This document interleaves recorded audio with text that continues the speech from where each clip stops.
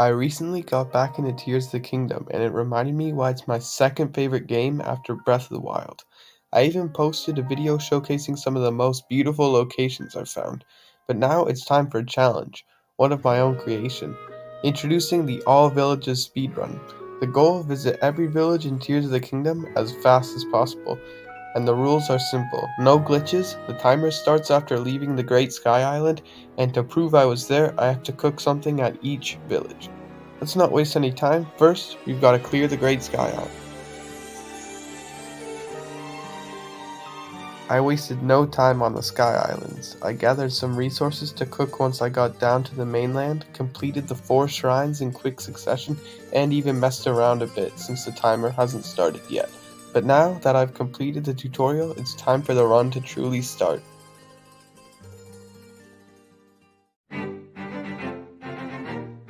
I had finally landed in Hyrule Kingdom, and I immediately rushed to Lookout Landing to get the paraglider, probably the most vital tool in this run. After having a quick chat with Purah, I rushed to the castle and found Haas at the gatehouse. After talking to Haas, I rushed back to Lookout Landing to activate the tower and finally claim the paraglider with 14 minutes and 50 seconds on the clock. After activating the tower, I marked Rito Village on my map and glided towards it. Along the way, I stumbled upon a wild horse. After some trial and error, I tamed him, named him Contact, and rode off. But Contact wouldn't be with me for long, as I had to climb a mountain to reach Rito Village. As the air grew colder, I ate some cold-resistant food I had prepared earlier and made my way up. Luckily, a fallen Sky Island brick let me glide the rest of the way.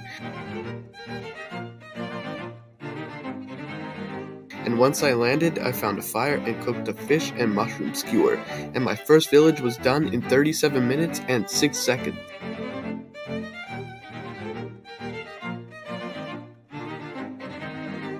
I worked back to Lookout Landing, which I'll probably be doing for most villages, and after some walking, I found another horse, but like before, she wouldn't be with me for long since I had to climb Death Mountain.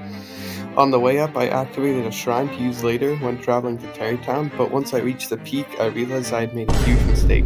I thought Goron City was at the summit, and it wasn't. Luckily, I spotted a Daruk statue in the distance and glided toward it, finally arriving at Goron City. There, I cooked up a steamed meat and sold a diamond to a shopkeeper, ensuring I'd have enough rupees for the rest of the run. After a major setback, I checked off my second village at 1 hour, 6 minutes, and 27 seconds. I warped back to Lookout Landing and set off towards Zoras Domain. Along the way, I spotted a fallen Sky Island brick and used it to gain height. But hey bro, watch your jet. Watch your jet, bro. Watch your jet! I got ambushed midair by a group of monsters, and somehow I survived. Shaken but determined, I pressed on collecting Fleet Lotus seeds. Can you let me do what I need to do? Before finding another Sky Island brick to glide closer to the domain. After some exploring, I discovered a cove, ascended through it, and found myself just steps away from Zora's Domain. Upon arrival, I quickly cooked up some glazed meat, marking my third village at 1 hour, 24 minutes, and 26 seconds.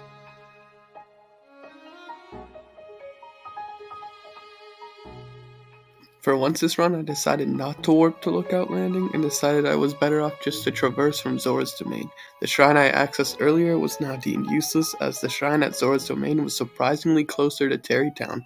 The journey from Zora's Domain to Hateno Village felt like a proper Tears of the Kingdom journey as I traversed mountains and plains, and after 12 minutes and 44 seconds of traveling, I cooked my 4th meal at Hateno Village, and after 1 hour, 39 minutes and 8 seconds, I was halfway done the run.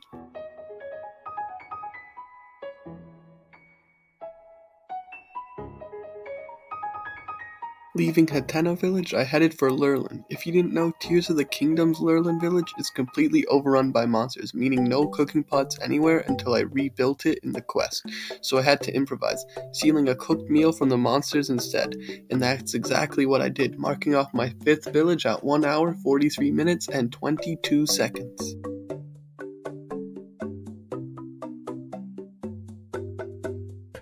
For Kakariko Village, I could have warped back to Hateno Village, but I decided to go to Lookout Landing and traverse from there.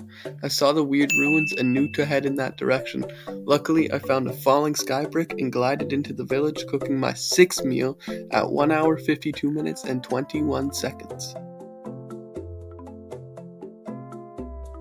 Gerudo Town was easily the hardest village to reach. As usual, I warped to Lookout Landing for what felt like the 1,000th time. To navigate the dust storms, I planned to use a tower to glide in, but then came the second setback. The rain.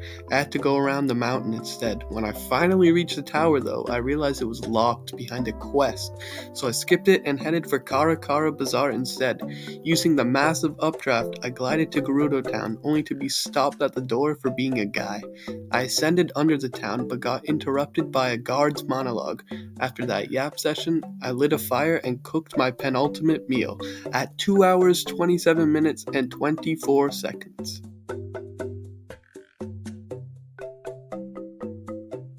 So Tarrey Town is my favorite village in Hyrule, so it's fitting I saved the best for last. Like I mentioned earlier, it was useful for me to save that shrine at Zoras Domain, as that was the place I warped to begin my journey to Tarrey Town. I ascended up the Lurelin Mountains, and once I dove down from the mountains, I used the falling sky brick again to glide in the direction of Tarrey Town.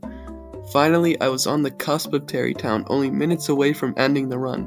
I landed in Tarrey Town and dashed to the cooking pot to cook a hasty steamed meat to end the run at 2 hours, 41 minutes, and 52 seconds.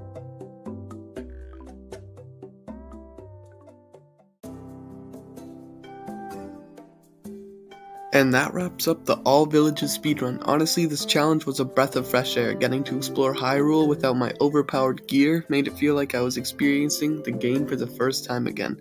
My time of 2 hours and 41 minutes wasn't bad at all, but I know it can be improved. So if you're up for the challenge, I highly encourage you to try it yourself. Maybe even push for it to become an official category on speedrun.com. So if you enjoyed the run, drop a like, leave a comment, and subscribe.